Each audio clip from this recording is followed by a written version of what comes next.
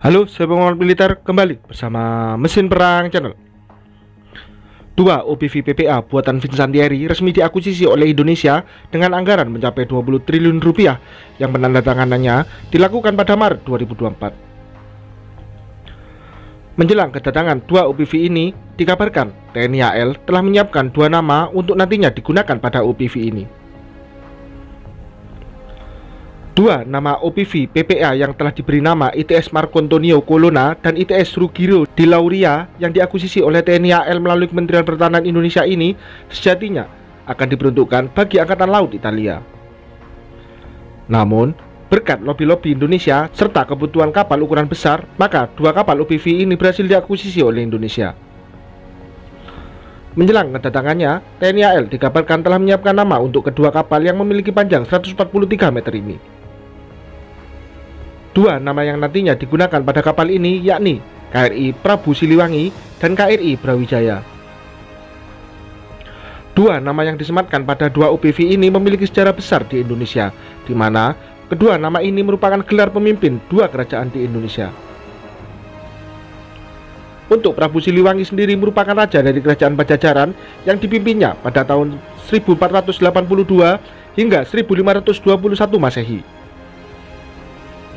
Selama masa kepemimpinannya, Prabu Siliwangi berhasil membawa kerajaan Pajajaran ke masa keemasannya, di mana berhasil menyatukan dua kerajaan, yakni Kerajaan Galuh dan Kerajaan Sunda. Sementara Prabu Brawijaya, gelar yang disematkan pada Kertawijaya yang mulai naik tahta pada tahun 1447, memimpin Kerajaan Majapahit. Gelar Brawijaya ini bertahan hingga Brawijaya kelima. Prabu Brawijaya V sendiri memiliki pesan mendalam bagi sejarah Nusantara. Salah satunya merupakan pemimpin yang bijak dan mengakui perubahan dan mampu menyerahkan kekuasaannya dengan damai.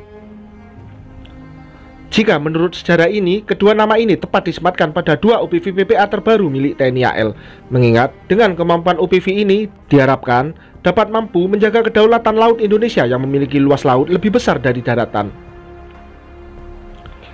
Terlepas dari hal tersebut, kedatangan OPV PPA pertama yang dijadwalkan pada Oktober 2024 dikabarkan mundur. Mundurnya kedatangan unit pertama ini diperkirakan karena belum aktifnya kontrak efektif pembelian, di mana di dalamnya terdapat uang muka yang informasinya molor untuk dibayarkan ke pihak Vincent Thierry. TNI AL sebagai operator OPV PPA sebelumnya telah mengirimkan sejumlah pasukan ke Jepang untuk belajar mengoperasikan kapal yang memiliki panjang 143 meter ini. Pengiriman pasukan yang berjumlah 5 orang tersebut diungkapkan Kepala Staf Angkatan Laut Laksamana Muhammad Ali pada Senin malam 2 September 2024. Ia menyebut bahwa sudah ada 5 anggota TNI AL yang dikirim ke Jepang untuk nantinya mempelajari operasional kapal OPV PPA Italia yang dalam pelayarannya dari Yosuka ke Okinawa, kemudian ke Jakarta.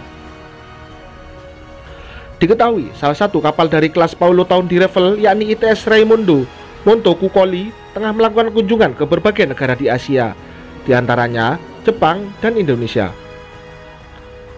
Sehingga selama perjalanan dari Jepang ke Indonesia, 5 anggota TNI AL akan belajar cara mengoperasikan kapal buatan Vincent Thierry tersebut.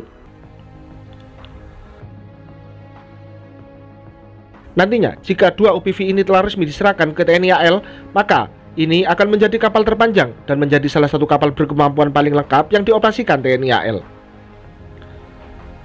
Kemudian, dua unit kapal OPV PPA yang diakuisisi Indonesia akan berkonfigurasi Light Plus. Namun, dengan adanya pembicaraan antara kedua belah pihak ini, serta nilai kontrak yang disepakati, maka dua unit kapal yang sebelumnya berkonfigurasi Light Plus akan diubah menjadi Full Combat.